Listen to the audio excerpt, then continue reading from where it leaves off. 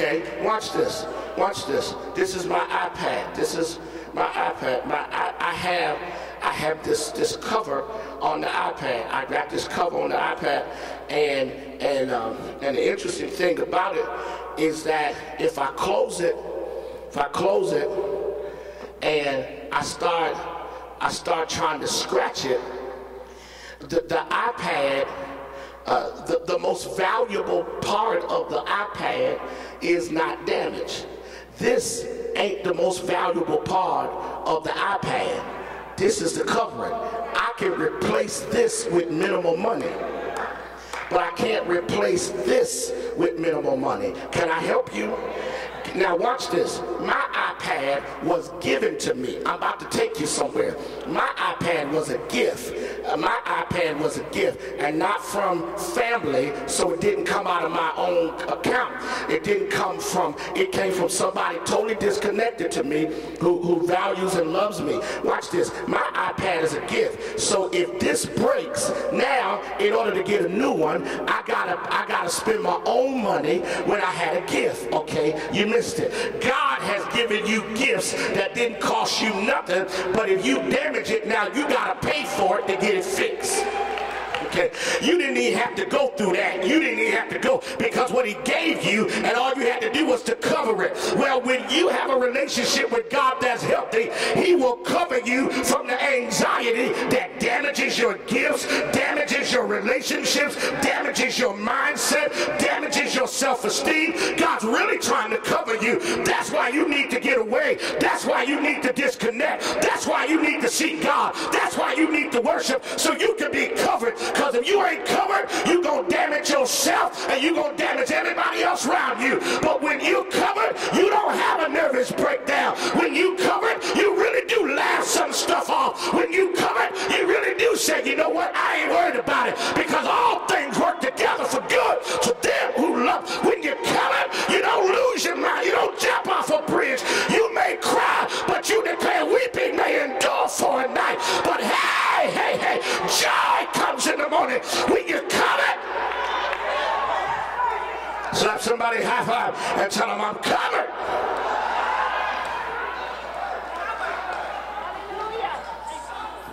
All right, I'm done. Here we go. I got 7 minutes and I'm going to use 4. And then we're going to be out of here before 6:30. Here it is. Here it is.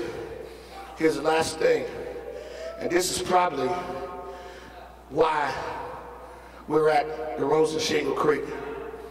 Because when you see God, he provides you with oasis conditions where authentic rest can be experienced. He provides you with oasis conditions where authentic rest can be experienced. Please get it. Most of us don't rest well at home. One, because you always at home feeling like you got to do something. You can't walk past them dishes in the sink. Some of y'all too anal to have them dishes in the sink. And so you put them in the dishwasher, and then you can't rest because they're in the dishwasher. So you walk past the dishwasher, looking at dishes that ain't even bothering you. When them dishes, Lady Wiggins, them dishes ain't bothering you, them dishes minding their own business. You just keep walking by. And then you start saying stuff like, is anybody in this house? So now you upset the whole house because you got a dishwasher issue. Now can't nobody rest because you can't handle a dirty dish.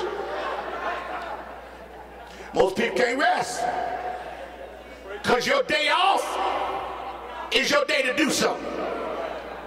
You don't lay around the house. You don't disconnect your phone. You wash, you clean, and by the end of your day off, you need another day off. Am I preaching to anybody? stress keeping your life clean than keeping a clean life. You'll catch it on the way home, because some of you have mastered the outer appearance of cleanliness, but inwardly you're cluttered and you're contaminated because you keep letting negative people in your life. And I've discovered a clean bedroom means nothing when you got a dirty heart.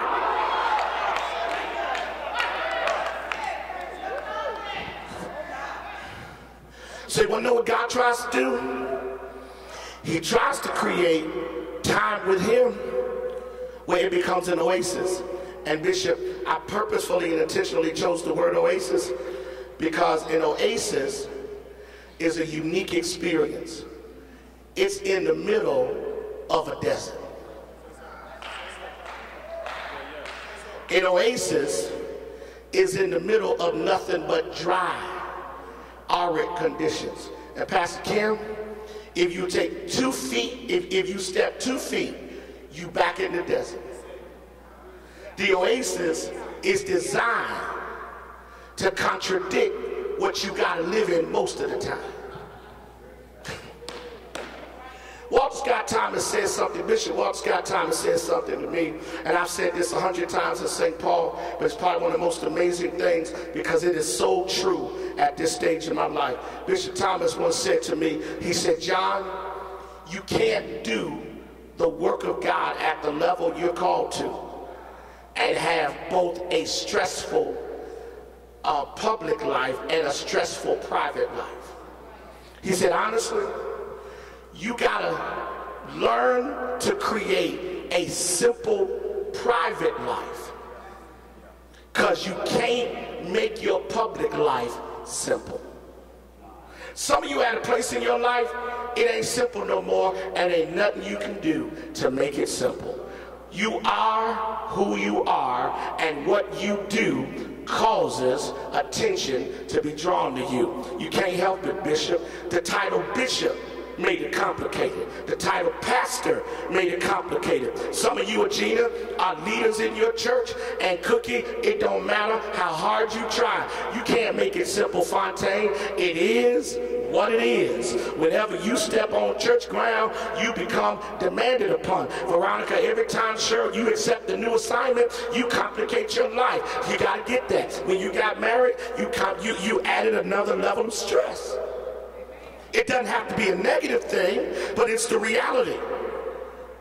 And for everybody in this room, you got to get this. I'm preaching this because the next 2 days, you got to make it an oasis, Tanya. Because, yeah, I know you got Clea and the boys are here, but you got to find a moment with you and God so that you can go back to the desert. Because sometimes it is dry. And sometimes, Joel, it is demanding. And sometimes, Kevin, it is frustrating. And that's why I don't want anybody working to feel like they got to work the whole time. I want you to sit down tonight at the concert. I want the word to minister to you on Sunday. At some point in your life, you got to shut it down. You need an oasis with God. Why? Because rest ain't sleep.